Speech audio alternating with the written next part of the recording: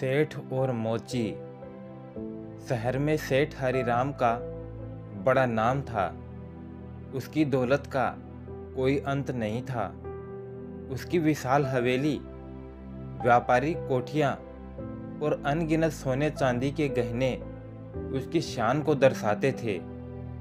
लेकिन सबसे अनोखी चीज़ जो उसके पास थी वह थी सोने की पादुकाएं, एक जोड़ी जूते जो कथित रूप से उसे अपार धन संपत्ति प्रदान करते थे। लोग कहते थे कि वे कोई साधारण जूते नहीं थे, बल्कि किसी सिद्ध योगी का आशीर्वाद थे, जिन्हें पहनने वाला कभी गरीब नहीं हो सकता था। वहीं दूसरी ओर शहर के कोने में एक छोटी सी झोपड़ी में मोची रघु रहता था। वह वर्षों से जूते बनाने और मरम्मत करने का काम किया करता था। वह मेहनती, ईमानदार और गुणी था, लेकिन गरीबी उसका पीछा नहीं छोड़ती थी।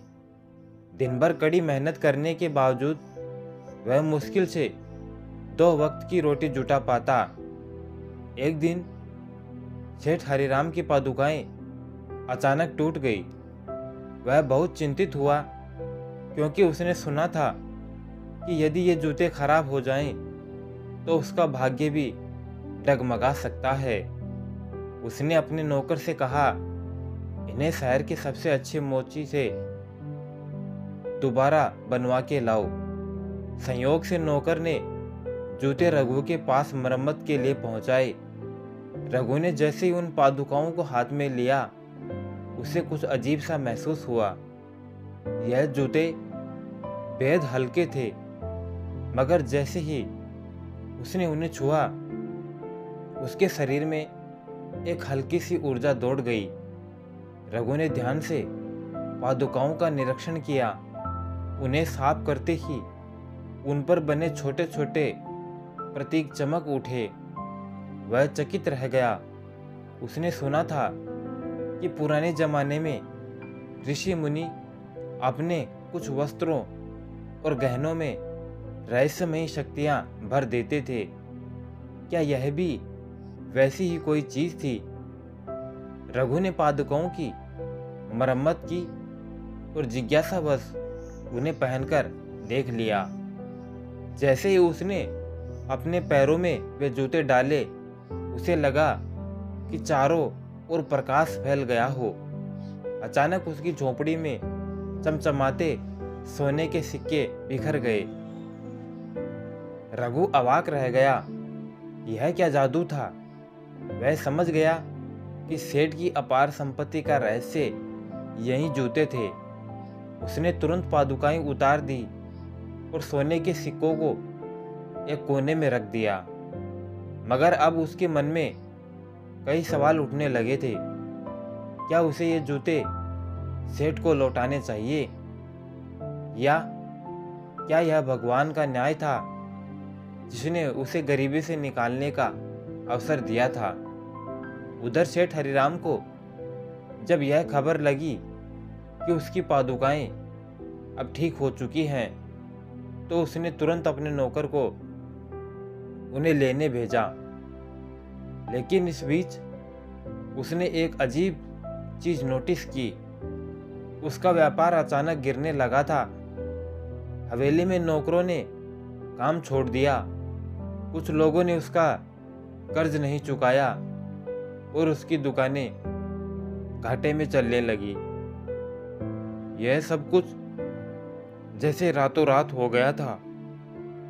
रघु ने पादुकाएं लौटा दी, लेकिन अब तक उसके मन में यह प्रश्न घर कर गया था कि क्या सच में मेहनत से कमाया धन अधिक महत्वपूर्ण होता है, या फिर किसी रहस्यमयी शक्ति से मिला हुआ भाग्य?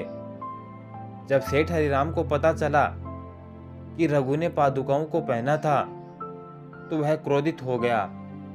उसने सोचा कि अब उसकी संपत्ति का प्रभाव कम होने लगा है। उसने एक चाल चली। उसने अपने गुंडों को भेजकर रघु को पकड़वा लिया। और उसे अपनी हवेली में बुलवाया। सेठ ने गंभीर स्वर में कहा, तूने मेरी पादुकाओं को पहना, इसलिए मेरे दुर्भाग्य का कारण बना। अब तुझे इसकी कीमत चुकानी होगी। रघु ने शांत भाव से उत्तर दिया, सेठ जी, क्या आपने कभी सोचा है कि यह जूते केवल धन नहीं देते, बल्कि किसी की नीयत भी बदल सकते हैं। अगर वे सच में आपके थे तो वे आपके छोड़कर नहीं जाते, मगर देखिए, वे मेरे पास कुछ समय के लिए आए और मैंने देख लिया कि वे कितना बड़ा बोझ हैं। सेठ हरिराम को यह सुनकर झटका लगा। उसे पहली बार एहसास हुआ कि शायद उसकी संपत्ति का कारण उसकी मेहनत नहीं, बल्कि ये पादुकाएं थी। और अब जब पादुकाओं ने अपना प्रभाव खो दिया था,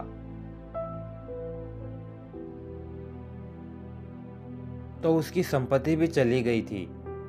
उसी समय पादुकाएं अचानक जल उठी और राख बनकर बिखर गई। जैसे ही वे नष्ट हुई, रघु के पास आए सभी सोने के सिक्के भी गायब हो गए। अब न सेठ अमीर था, न ही रघु। सेठ को अपनी गलती का एहसास हुआ।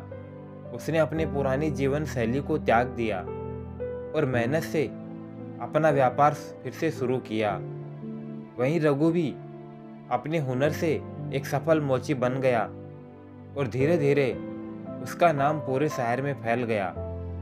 इस घटना के बाद दोनों ने समझ लिया कि सच्चा सुख न तो धन में है और न ही किसी जादू में, बल्कि मेहनत और सच्चाई से अर्जित चीजों में ही होता है।